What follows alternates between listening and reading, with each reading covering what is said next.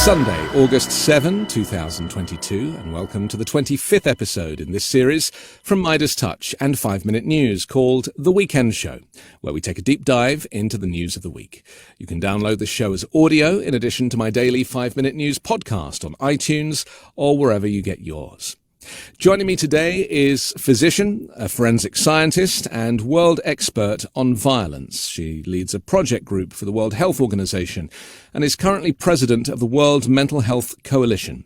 She consulted with governments on prison reform and community violence prevention, both around the country and around the world. She's authored many books, over a dozen in fact, including The Dangerous Case of Donald Trump.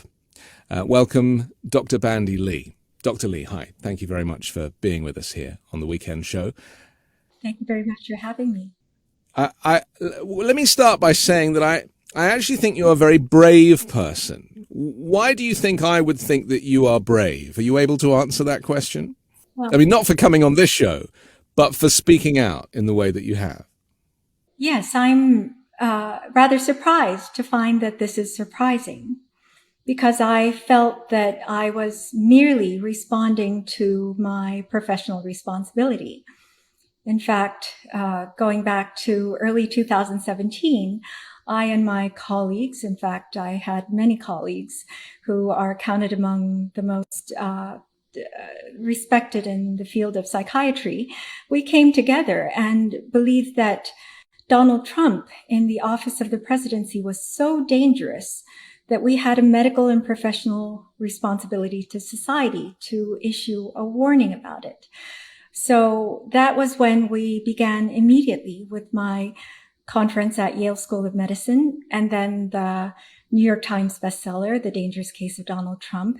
27 psychiatrists and mental health experts assess the president. It was an unprecedented bestseller of its kind, which spoke also to the hunger on the part of the public. So I did not see that as anything really out of the ordinary. We are doing the duty. What was extraordinary was the situation. And we were meeting a public need. And we did so, perhaps we sounded hyperbolic at first, but it was based on our expertise, having the knowledge and clinical background and experience in public health as we did. We were concerned about the public, not about Donald Trump as a person. And it was not political concerns that drove us. So I felt that it was pretty much a response that would be a matter of course. In fact, just about everyone we spoke to, all our colleagues agreed with us. We had a medical consensus. But I believe that as time went on, and our voices became more and more marginalized, I believe because it is precisely the information that would empower the public and that was necessary for the public to protect itself, that we were pretty much driven out. And as that was happening, when it became a choice between one's career and meeting one's professional responsibility, one's medical responsibility and professional ethics, then people were faced with a tough choice and many fell away. That said, hundreds and later thousands of mental health professionals joined us, which was how we formed the World Mental Health Coalition. And we have taken action in many ways that I think have helped educate the public, but certainly no longer having the platform that we did early on. It was very difficult. In the very beginning, I was invited to just about all the major network and cable news programs. There wasn't one that I wasn't invited to. But later on, producers, writers, even reporters would try to get us on and simply would not get it approved. It's very interesting to me. I mean, I think this is where independent journalism has really kind of come into its own in the last few years in the United States. And there are some amazing people doing incredible work because the mainstream media is beholden to shareholders. They are businesses, ultimately, and I mean, people didn't even watch CNN until Donald Trump came along, right? You know, these stations were on in gymnasiums or in hotel lobbies, but people weren't kind of glued to them. And the circus that came with Donald Trump gave these networks ratings. And so therefore they wanted to promote Donald Trump, even networks that were on the left. They saw him as a great draw. And that really is the tragedy of American media, I guess. And that's what compelled people like me to set up 5 Minute News and certainly many others who I know. Let's address the elephant in the room. And that is that mental health is still taboo, right? Despite the fact that, you know, people are getting better at being open about it. And, you know, I've been in therapy for years. You know, I put myself into therapy and I'm very proud of being in therapy. It's made me a better person. And it was, you know, it was personal reasons. It was more about becoming a father and wanting to be a better father than my father was to me, kind of simple things. But for everybody, it's different. And our relationship with mental health professionals is a very intimate one. You know, Donald Trump would never admit to being mentally ill, of course, because, you know, he is prevented from having any flaws, you know, the way his mind works. But I'm not a mental health professional, but it seemed obvious to me, even before he ran for president, even just seeing him in interviews, that this guy had some serious mental health issues that I was able to diagnose from afar without any qualifications. And yet the greatest criticism that yourself and your colleagues have received from Republicans and Donald Trump supporters is, how is it possible to diagnose someone without even having met them? So let's just deal with that, really, the first issue, that, you know, mental health is not something that people are very open about in the United States, and how you are able to get into the mind of somebody who you haven't met. Well, what one can get into and not get into depends on the science. In fact, there are certain conditions that we can only assess from afar, such as dangerousness depends on knowing about the situation, getting collateral reports. It does not depend on a personal interview. And diagnosis for treatment, which is very much the concept that the right-wing media and even the American Psychiatric Association tried to promote. And I should mention that I quit the organization because of its heavy ties to the pharmaceutical industry, would not welcome the fact and the knowledge and even our responsibility as psychiatric professionals to be involved in matters of public health.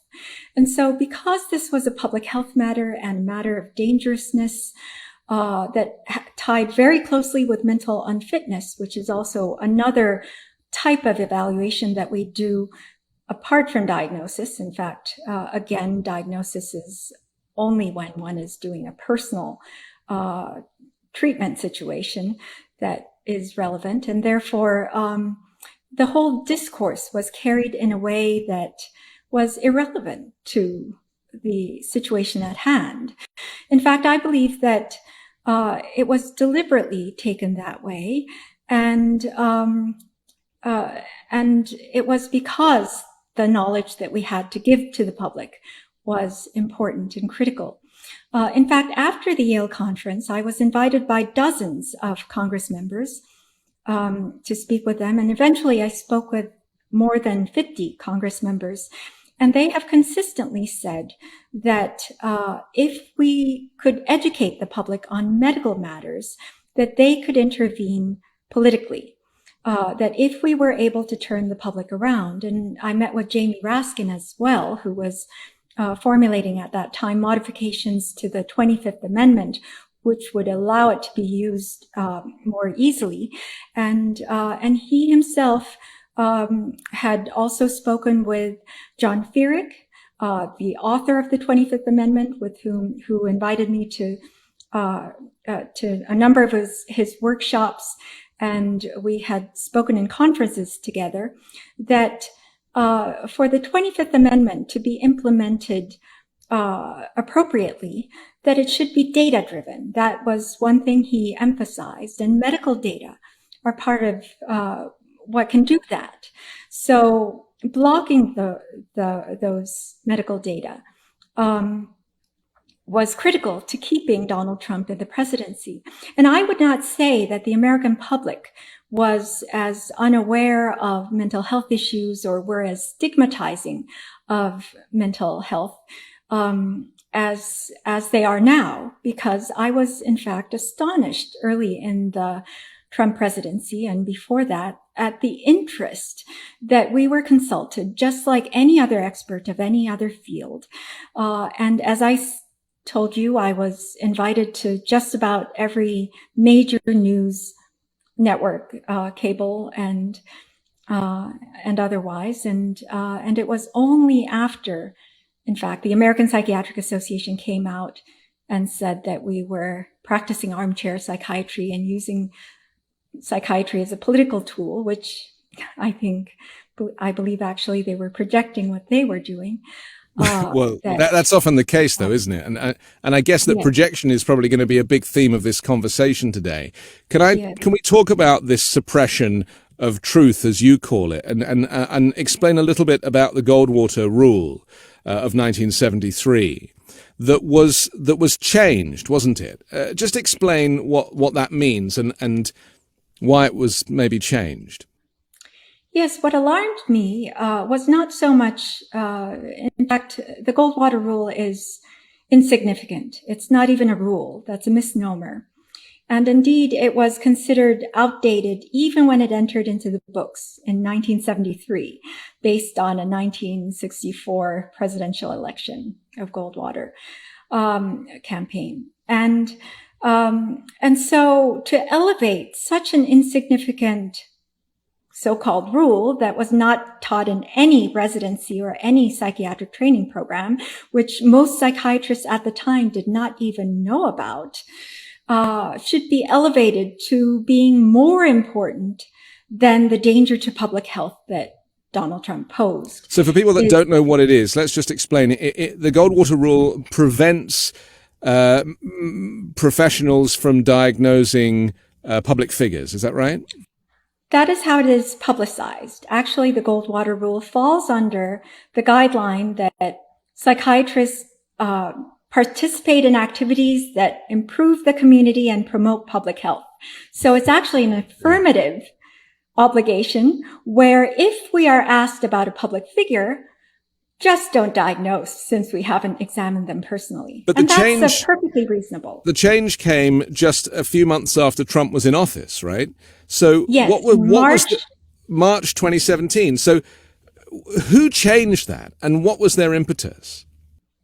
So the American Psychiatric Association issued a public statement that they were reaffirming the Goldwater Rule, but what in fact they did was create a new gag order in that they modified the just do not diagnose clause into do not make any comment of any kind as related to the president drawing from psychiatric knowledge and experience. Right. And that because they knew that they were dealing with a madman. They'd won office. They were, the people behind this, and this is me saying this now. This is not you saying. I'm not putting words into your mouth, but it just seems very obvious that this was a politically motivated decision because they got their guy installed, with the help of Russia and various, whatever was behind it. But they got their guy in. And they didn't want to have anybody questioning his ability to be president, and they certainly didn't want to invoke the 25th. Well, whether or not they got the guy they wanted in, they needed to not be in the crosshairs of the guy who was in power. Okay, and I believe it was indeed political expediency because it made no sense from a logical, ethical, psychiatric, scientific point of view that they would make this change to a rule that was already becoming, since 1980, we don't require a personal interview for a diagnosis. Yeah.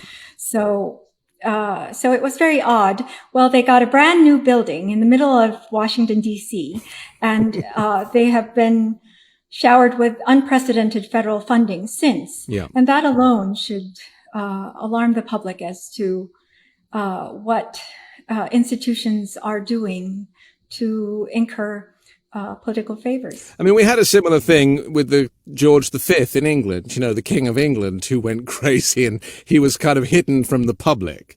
There is precedent for this. And, to be mentally ill or unwell or unable to carry out your duties can happen to anybody at any time in any job. But I just want to talk about Donald Trump specifically and when you first became alarmed. And the reason I ask this is because there was an article in Vanity Fair that was published in November 2015, so 2 years before the presidency. And the headline was, "Is Donald Trump actually a narcissist? Therapists weigh in." It says, as his presidential campaign trundles forward, millions of sane Americans are wondering what exactly is wrong with this strange individual. When did alarm bells go off for you? How early on? Was it when he was toying with the idea of running for president? Well, I grew up in New York, so I knew about Donald Trump for quite some time. I merely thought of him as a shady businessman and kind of an odious personality, but I did not think of him as dangerous.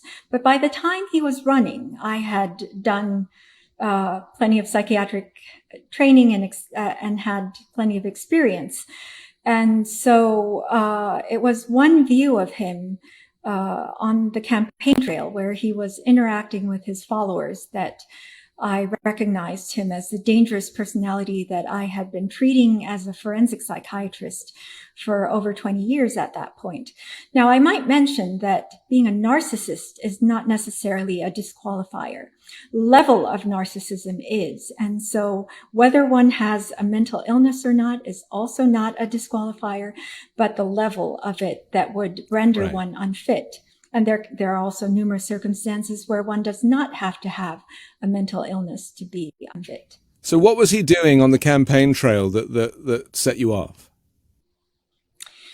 Well, he was interacting with his followers in ways that augmented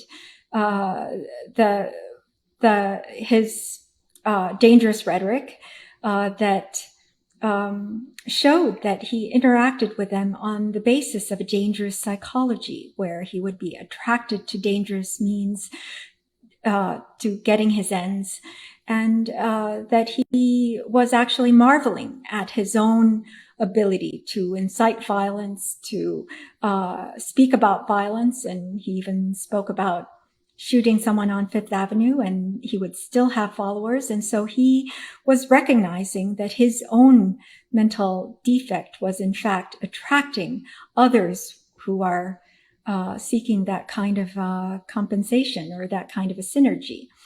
I said as early as, in 2017 on Democracy Now!, I said that he has shown an attraction to violence as a coping strategy. And that was what was manifesting. Of course, in the beginning of the presidency, we did not know there would be a pandemic or an insurrection. But we knew that were there a crisis, Donald Trump did not have the mental capacity to handle it. And that mental capacity was showing itself from the very early days. In fact, it was within seconds of watching him that I recognized this dangerousness and lack of capacity. Did you think that his political flip-flopping in previous decades was an issue? He famously said, if I was ever going to be run for president, I'd run as a Republican because, that lot are so stupid I could convince them to vote for me, or words to that effect. And, but actually he'd been a Democrat and he donated to both parties and really it was all about power from very early on for him. And I mean, it's well written that he didn't really want to be president. He wanted to set up a TV network, Trump TV, from the basement of Mar-a-Lago. And he was using the campaign really to kind of promote himself so that when he lost, he could then go and have this kind of, right-wing news outlet. And obviously that never came to fruition. He just took control of Fox News by telephone often. But Does that make a difference? I mean, we've seen plenty of politicians over the years change their political allegiance, haven't we? But did it make a difference to you from your perspective? Yes, absolutely. I think that's the difference between a mental health professional's perspective and a lay perspective.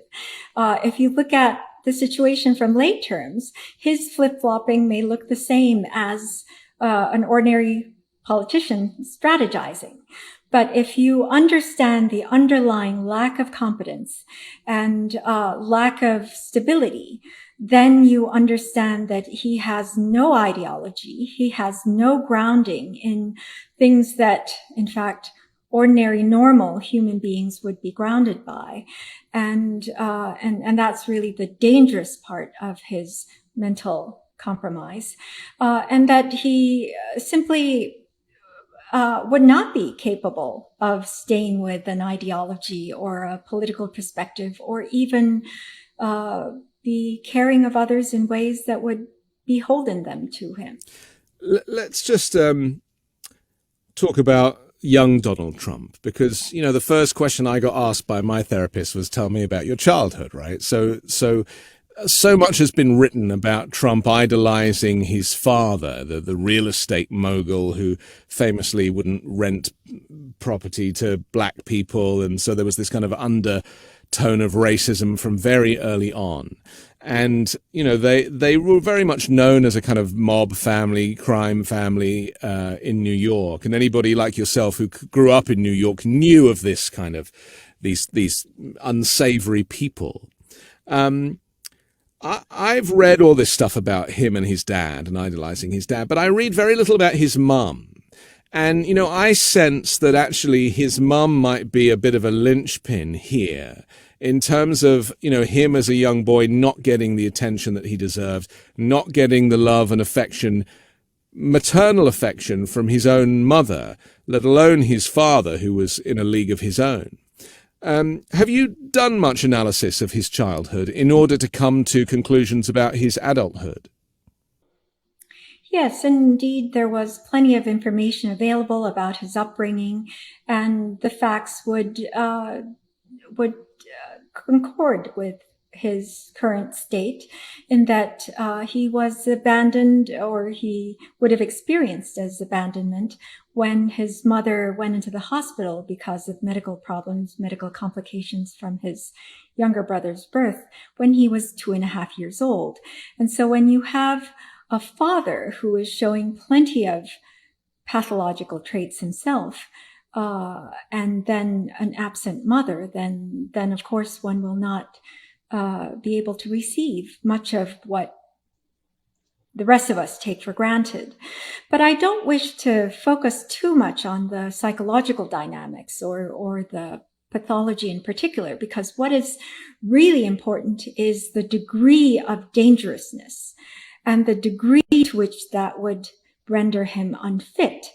And now it's not just the coup from the coup conspiracy that led to January 6th, on which, you know, there have been influential January 6th committee hearings now, but that Donald Trump is likely guilty of mass murder. He's guilty of willful or at least grossly negligent manslaughter of hundreds of thousands of Americans. And this is not ordinarily talked about. So this is, are you talking about the response to COVID and his delayed response to that, and not taking it seriously and telling people to drink bleach or shine a light inside the body? I mean, are you talking about that level of negligence that creates the danger? Because there has been statistics now counted as to how many deaths there would have been in the United States had Donald Trump taken COVID-19 seriously. So whatever the legal charge, that is what is important from a medical perspective. Had we intervened in time, the vast majority of deaths from COVID in the United States would not have happened. And so that's why we were vociferously urging that we stop him from the very beginning of the pandemic.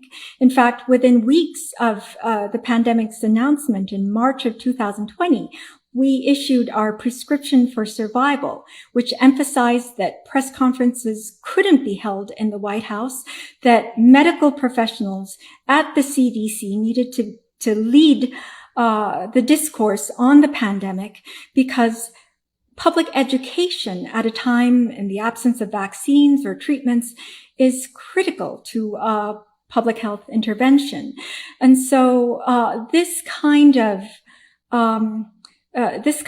medical concern is why we were speaking up. In fact, at that critical time, we said, we have a presidency that is incapable of protecting lives, but is making a global pandemic deadlier.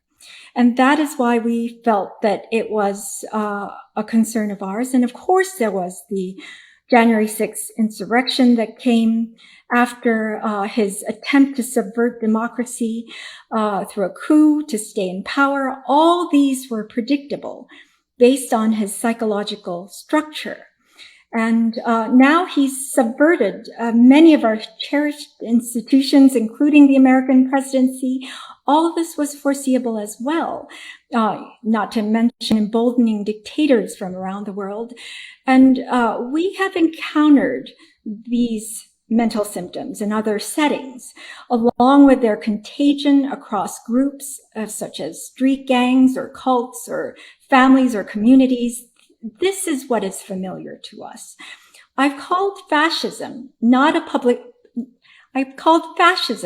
political ideology, but mental pathology in politics for this very reason. And now American fascism has already taken hold. And this is really the serious part about allowing the Trump presidency to go unchecked. Now it is grafted on top of the culture we already had, the destructive culture of racism, imperialism, and an overturning of a rational geopolitical world order has now happened as a result of this presidency. And this is without even going into the existential crisis of the climate catastrophe, which I have dubbed our collective suicidal tendency, even before the Trump presidency. And more than any other person, Donald Trump has unleashed this. And now outright psychological manipulation and violence against citizens has become a way that is accepted as a legitimate way of governing. And this is really the concern, the psychological warning signs that we have seen from the beginning that has now spread unchecked because an appropriate intervention has not been made. In fact, it astonishes me at times just how little veered away from our early predictions. And it is exactly as we feared would happen without intervention. But isn't this the problem when you're trying to be responsible as a clinician in a country that is so politically divided? And it's a little bit like, the conspiracy theorists about COVID would go looking for medical professionals who were also conspiracists about COVID, and they found them. It is possible to find like quack doctors, some of whom are very official. I mean, there was one particular woman who, I'm sure you know who I'm talking about, who looked after Trump, when he got COVID, and wore a white coat and was with 50 other doctors, and they all presented this united front. And the reality was they were all like anti-vaxxers. This is the problem. There are always going to be professionals with other opinions, and their opinion is formed from politics and their allegiance rather than science. And we saw this at the climate change conferences at COP, where you have an entire sub-conference going on the other side of the road full of climate change denying scientists. And, it's often paid for by the oil industry, and there's dark forces at play just to try and bring balance. And I want to quote a few people that criticized you that you have mentioned to me. Professor Lawrence Tribe from Harvard Law School said, "This is a disgusting way for any university to act. Dr. Bandy Lee should never have been fired." This is obviously because Yale turned against you effectively for having an opinion, a scientific and a professional opinion. For allegedly breaking the Goldwater rule, which we haven't broken. In fact, the American Psychiatric Association's new version is what we have broken, which we do not agree with, that we believe it violates medical neutrality, all the tenets of medical ethics going back to the Geneva Declaration that was instituted after the experience of Nazism, that physicians should ally themselves with the humanitarian goals of medicine, not with a destructive But it's all about money, regime. isn't it? You know, it's Yale getting funding, and so therefore, you know, they need to take a position, and that's politics. It's playing politics. It's the networks taking positions because they need to make money and do business. So that's why they're not having you on. It's a very This is America, right? That's why, if I may, it is important for the 98% of climate scientists who are in agreement to speak up, and for the 99.9% of psychiatrists who are in agreement about Donald Trump to speak up, that speaking up per se is not political, because the situation itself is so dire, and the medical need requires it. And that is how I've interpreted my role as a neutral medical professional. I have never involved myself in politics before. In fact, this was the very first time. And the reason why I have done so is because the situation called for it, and the principles of medical ethics demanded that I do so. This is why I said you were brave at the beginning of this conversation, you know, because I've learned that America is a very different beast to certainly Europe, where I'm from, where, you know, Donald Trump has spent his life suing people or firing people, you know, people that were not subservient, people that were not sycophantic. He just is rid of them. But the difference between running your personal business, the Trump organization, and running America's business in the White House is that you are accountable, and that you are a public figure, and you will be diagnosed by people. In fact, you are, I mean, this happened with Princess Diana in England when she was alive. She was famously the most photographed woman in the world, right? She was not only the interviews that she gave, but just the paparazzi, but also just being videoed, getting out of a car and going into a nursery, all sorts of things. You know, she was on camera all the time. Tragically, it ended up killing her. But in the case of Donald Trump, he is the most photographed, recorded person on the planet between the years of like 2016 through 2020. In fact, well, even now. And therefore, with all that video evidence and all those, even those long phone calls he would make to Fox News, you know, to Fox and Friends, where they were literally trying to get the president off the phone because it was like grandpa was ringing us up and was just like talking garbage. All of this is evidence for people like you to work with, to explore the inner workings of this mind. So to go back to those people that say, how can you diagnose someone without a meeting? You've actually got more evidence than if you had met him in person for 1 hour. Yes, absolutely. In fact, when I was giving grand rounds at Harvard Medical School, the psychiatrists there, the Harvard psychiatrists themselves have said that they know more about Donald Trump than any patient they've ever treated. And to close our eyes and close our ears to this dangerous public health threat was, in my view, out of the ordinary of what medical professionals have been called to do. And in fact, I had thought that if I'm called to consult with policymakers and government officials on far less greater dangers, then why in this situation would I remain silent? And that is why silence did not make sense to me, and did not make sense to a lot of my colleagues. That is why we came out in unprecedented ways in American history. In fact, Lawrence O'Donnell said with the publication of our book that it was an historic work in the history of American psychiatry.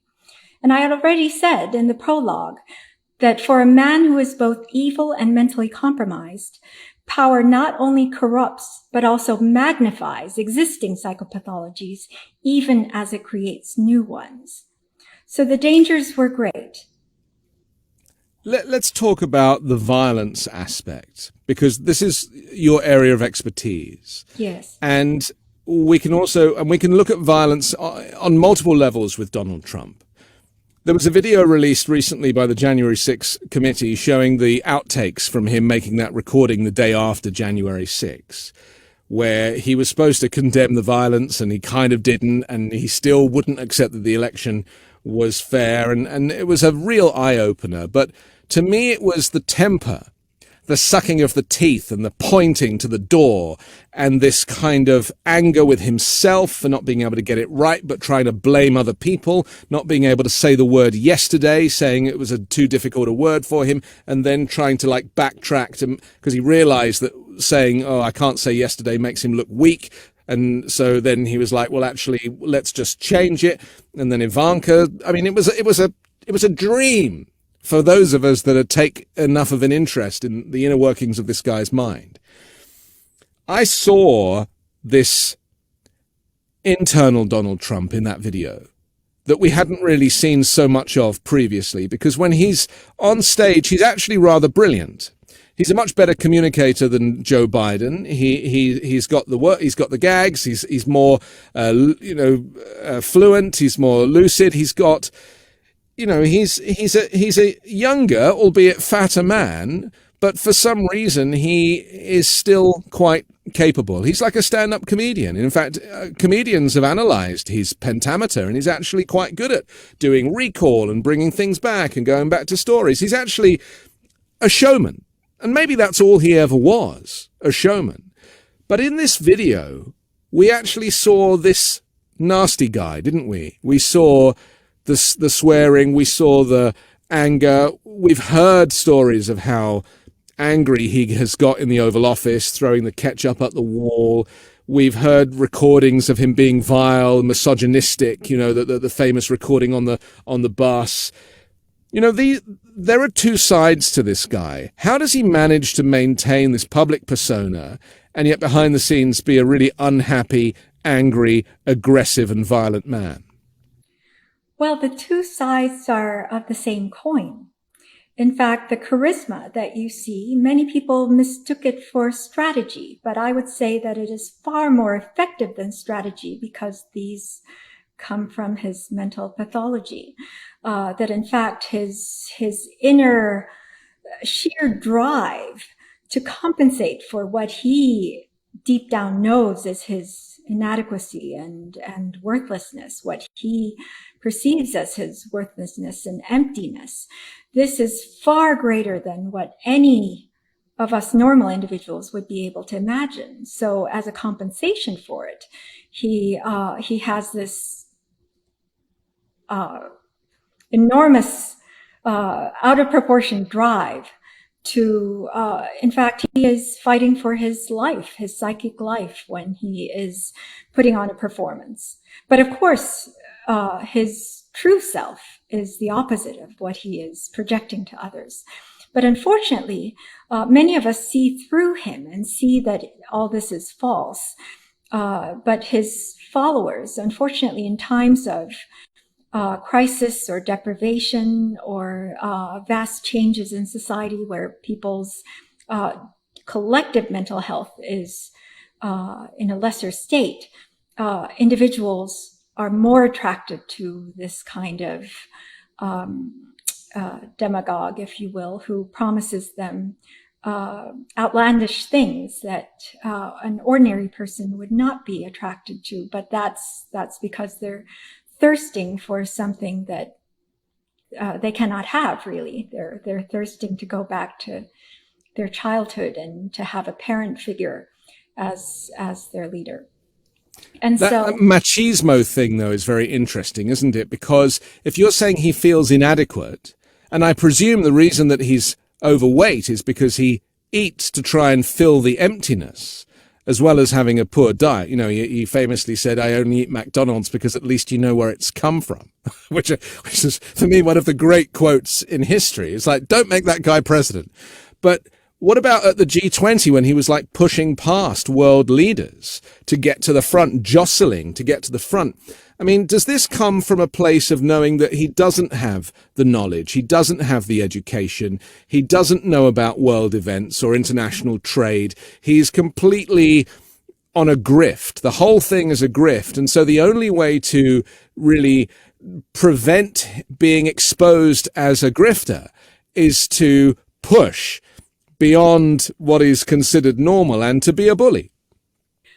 Well, to convince himself above all. Right. We know that he constantly lies to himself because that is the only way he could simply relax. The peace of mind that the rest of us have in ordinary life is not available to him. He's constantly at war with the world.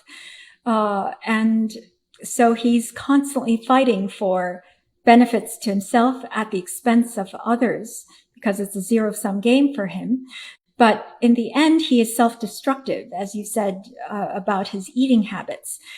He is by definition self-destructive, even as he convinces himself that he is doing things for his benefit, and even as he convinces others. And that is the unfortunate part, that too many have been convinced that he is good for them, and that whether they are deceived by his pretenses and overly grandiose talk, or whether they feel that they could benefit and profit from his grifting by allying with him, that eventually all of us will be driven to destruction as a result of these people's false beliefs. But do you think deep down his supporters know that he is an empty vessel? They're just like the fact that he's disrupting the status quo, that he is draining the swamp, as he called it, even though he very much represents the swamp. Is it that he's very claimed to be like an anti-politician, to be the kind of a rebel, when in fact he was the very establishment, from the very establishment that he claims to despise? Yes, I believe the establishment has made use of him. Even if it did not know to do so in the beginning, they realized that mental pathology is a much greater, more powerful magnet than any kind of strategy or rational solutions, actual solutions. And therefore, we have fallen into a very self-destructive and pathological path that once we spiral into it, it's very hard to get out of. And so that's why prevention was so important, and why we felt it was so important to speak up early, from very early on, because prevention is far more feasible than intervention after the fact. And we have gotten to this state where now we've come to dangerous peril on all fronts. But still, it is quintessential that Donald Trump and his co-conspirators be criminally indicted and convicted, because that will prevent further danger. All options are not ideal, even dangerous. But for the sake of the health of the nation, in order to prevent an even more dangerous situation, holding Donald Trump and those who work closely with him criminally accountable is really of foremost importance. If not that, as medical professionals, we could continue to speak up about his unfitness for office from the beginning. Unfitness having continued and having spread does not mean that the unfitness is any less relevant. In fact, it points to the even greater dangers of Donald Trump's mental incapacity. And in fact, suggestions have been made to us that it is time for the book, The Much More Dangerous Case of Donald Trump and America. Yeah. Well, it's got worse because he's now become a pastiche of himself. You know, he's obviously watched himself on TV so many times, or watched playback of his rallies, or which, you know, narcissists tend to want to do to really kind of marinate themselves in their own production, that I kind of hear him repeating himself in a way that is different now. And obviously he's a few years older as well. And so there is clearly some cognitive decline. Before we get into, you know, bang up to date, you know, with where we're at now with the insurrection and everything else, I just want to go back to something that I read that you said several years ago.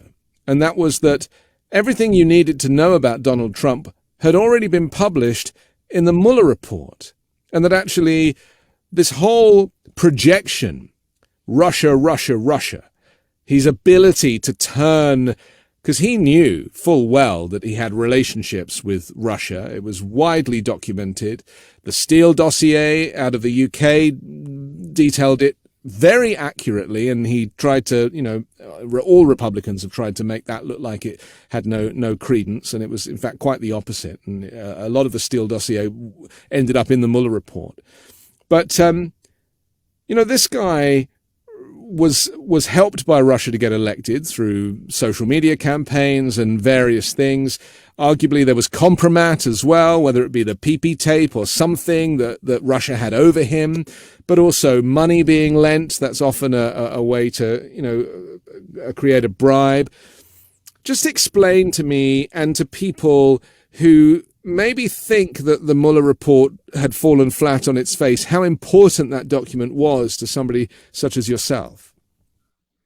Yes, first let me say that with respect to Russia, compromat or not, the psychological pull of Vladimir Putin at the time, the fact that he could hold summits with him and the fact that they shared a similar psychology and therefore were doting on each other and they fall into a domination submission mode that these personalities tend to go into. That would be a much stronger pull than any compromat that us ordinary persons could conceive of. What was significant about the Mueller report was that until that time, we were warning against the dangers of Donald Trump. Now, warning about dangerousness, alerting to signs of dangerousness, that's a preliminary assessment. And in fact, we do it all the time before we even see a person, or when we decide to see a person, is dependent on that initial assessment of danger.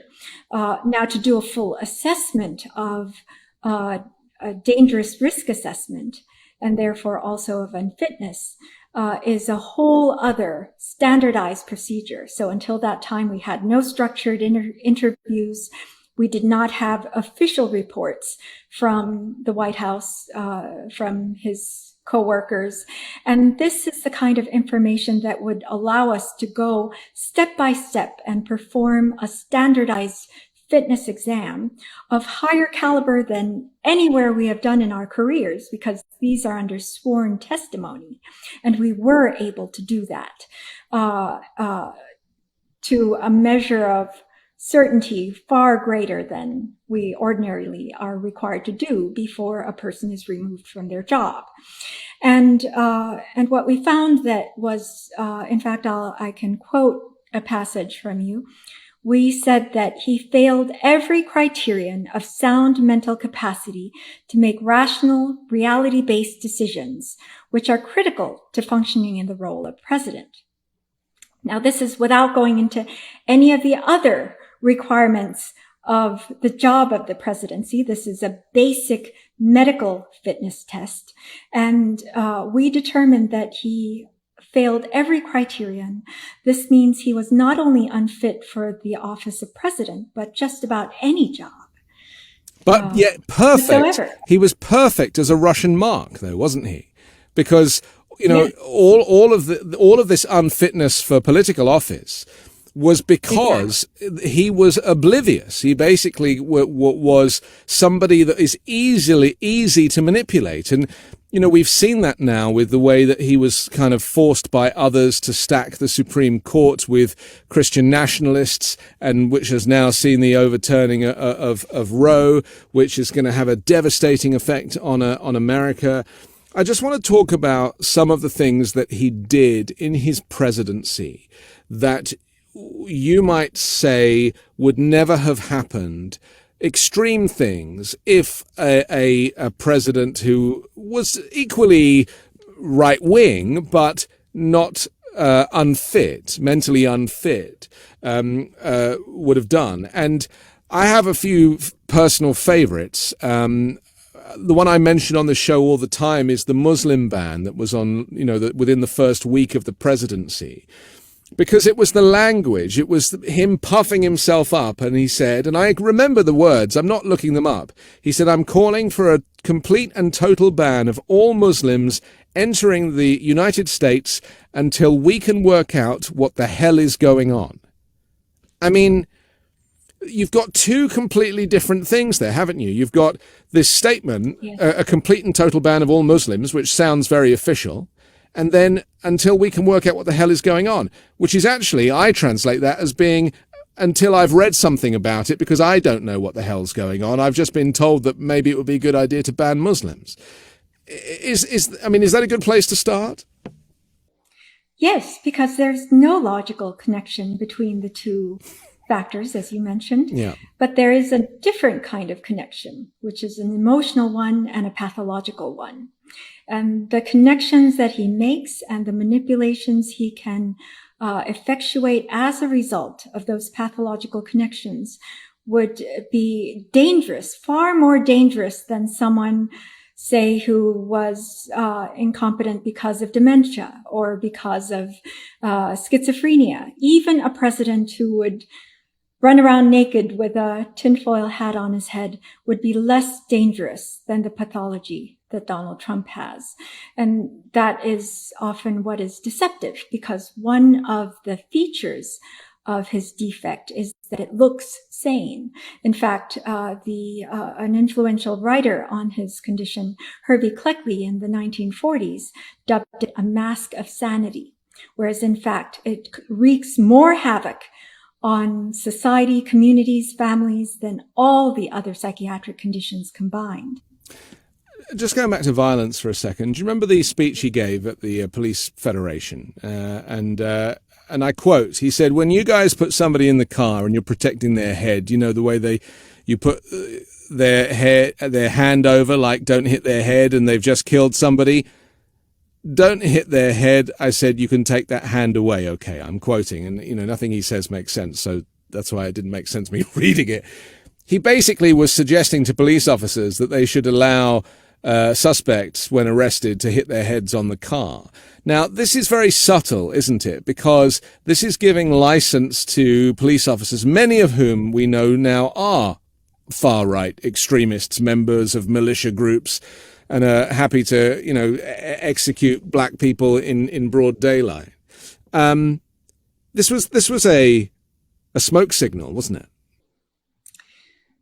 Yes, and most significantly of all, he was setting a kind of cultural shift to allow for more police brutality and all the factors that make policing in this country ineffective. He has essentially enabled by that statement and others. And that is also the way by which white supremacists, those who would be violent, took advantage of this presidency, of having a dangerous, violence-prone president and an unfit one to advance many of their agendas, including, everything from the repealing of the Roe v. Wade decision to suppression of voting rights. We have now an entire infrastructure of suppressing votes because he not only unleashed a measure of police brutality there, he he also unleashed a different kind of thinking, a different kind of logic that is, even madness has its method in that there's a different logic that was given permission to during his presidency. And if the president can do this, why can we not? And now we see multiple replications of his style in local and regional governments. And around the world as well. We've seen it. We've seen it in Brazil. We've seen it in Turkey. And I fear that the knock-on effect of Trumpism, it will last generations because it has kind of unleashed the beast, right? This, if the guy at the top says it's okay to gas your own citizens so that you can walk through a park to do a photo opportunity outside a church holding a Bible, which is effectively what happened on that day. He effectively sent his, police militia to kind of remove peaceful protesters in a very violent way, the kind that you would see in countries that do not have democracy. Yes, and that is why recognizing his psychological unfitness from an expert perspective was critical to communicate to the public, because this wasn't someone we just disagreed with. This wasn't someone with just a few deficiencies. This was someone who was dangerously impaired in ways that required us to be speaking about just why we believed he was impaired. Medical signs are not often, some signs may not necessarily be salient to the untrained eye. And so what mental health professionals could do was to distinguish between what is within the wide range normal that humans exhibit and what enters into the realm of pathological and dangerous. And so that's in 2019, the organization that formed from the mental health professionals who came forward, the World Mental Health Coalition, held an interdisciplinary conference in the ballroom of the National Press Club, and we invited 13 of the top experts of all different fields. And we spoke of the dangerous state of the world and the need for fit leadership. Jeffrey Sachs moderated the meeting, and Jamie Raskin came and spoke about the 25th Amendment also. And I also spoke on CNN in 2019 on reliable sources that we are not concerned about Mr. Trump's personal mental health, but about his effects on society. For example, we could have said that the assessment by the now disgraced White House Dr. Ronnie Jackson, when he declared the president mentally fit, that he was not in a position to be able to do so. Not only was he not trained in mental health, but he was employed by the president. In fact, a personal physician cannot independently assess fitness for duty for an individual, especially if they are one's subordinate. And Ronnie Jackson has turned out to be a far-right Republican, hasn't he? I mean, this is, even though he presided over the Obama administration as well, and Obama actually called him out just a couple of weeks ago and wrote to him. And Ronnie Jackson's reaction was to make a video with a gun, kind of doubling down on his support for Donald Trump. And look where his medical compromise and his willingness to violate medical ethics has gotten him. He almost became a cabinet member when he was tried to be put in charge of the VA, and now he's a Congress member. And these kinds of things would not have been possible without an unfit president. And I had also said that even the appointment of Supreme Court justices, his choice of appointments are likely to be unfit themselves, and they have exhibited numerous signs of unfitness. So this reveals a gaping hole in our system, in that mental fitness tests are required. Mental fitness is required of all professions, and except for elected office. But even the military personnel who handle nuclear weapons have to pass a rigorous psychological test every year to be able to continue in their work. But the commander-in-chief who ultimately gets the decision to press the nuclear button does not. I have a final question for you, because we need to wrap up, and this really brings it bang up to date with January 6th, proving that Trump was intentionally subverting the election, the 2020 election, is going to be a difficult ask, because Trump has been sticking to his story that the election was stolen. Even now, he's doing rallies now, and he's still saying it was stolen. He has not veered from the script at all.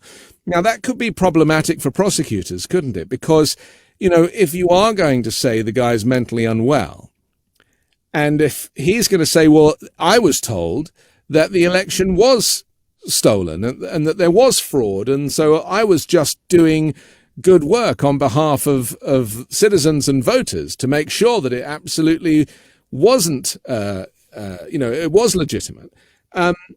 This is going to be questionable in a court of law, isn't it? His position on mental health. And this is why I've often said, I don't want to say that Trump is completely nuts, because I don't want to kind of absolve him of responsibility. So how do we qualify this? Those are two different issues. Yeah. It should not be concluded that mental defect automatically leads to an insanity defense. In fact, the type of defect he has actually predisposes to criminality and is not eligible for an insanity defense. And so we should emphasize his mental defect in this case. Well, that's true. In order to charge a crime and convict one, one has to have a guilty mind and a guilty act. The guilty mind is ambiguous only insofar as we do not engage forensic mental health experts, because that is our job. And in fact, we had volunteered a number of interpretations of his intent, of his guilty mind, based on his phone conversations with the Georgia Secretary of State, with his phone call with Vladimir Zelensky, multiple speeches, conversations, and other expressions showed a pattern so as to be able to infer guilty mind, even if it were not obvious to the layperson. In fact, this is one of the reasons why those with the mental defect that Donald Trump has, who are often much more dangerous than the ordinary criminal, are also 2 to 3 times less likely to be prosecuted, because they often fool prosecutors.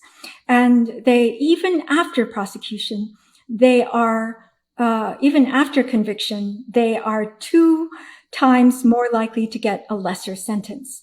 This is because of the nature of the mental defect that he has, which is the specialty of many forensic psychiatrists. And therefore, that is something that we certainly can analyze and help comment on. And that's one of the reasons why I have started to speak up from the beginning. Well, I'm very pleased you did. And I repeat that I am impressed with your bravery, because I know how difficult it is, especially when you work for institutions and you crave their support, and it's often difficult to get that. So thank you. But we also, yes, being professionals means we are independent intellectuals, and we are aware that in times of authoritarianism, authority is taken away from intellectuals and journalists, because they are the source of standardized knowledge and facts, and these are critical to the survival and health of a democracy. And that's why it's critical that we speak up all the more when it is difficult. I mean, it's the same for journalists, and that's why, I maintain that the thing that was most damaging from the Trump presidency was to designate the free press as the enemy of the people and as fake, because we need journalists to call out politicians. That is the checks and balances that is done in a kind of independent environment. There was never enough was said about, this fascist trope of denigrating the free press. Dr. Lee, thank you so much for joining us today. I really appreciate it, and good luck with your continued campaign, and I hope that you get the coverage that you deserve. I'm Anthony Davis. Thank you very much. Not at all. I'm Anthony Davis, and you can subscribe to The Weekend Show on YouTube or as an audio podcast, and also the 5 Minute News daily podcast, which drops every morning, so you can listen while you make your coffee, and leave an iTunes review. Join me next week with a brand new special guest and 3 more factual news stories to discuss on the 5 Minute News Weekend Show with Midas Touch.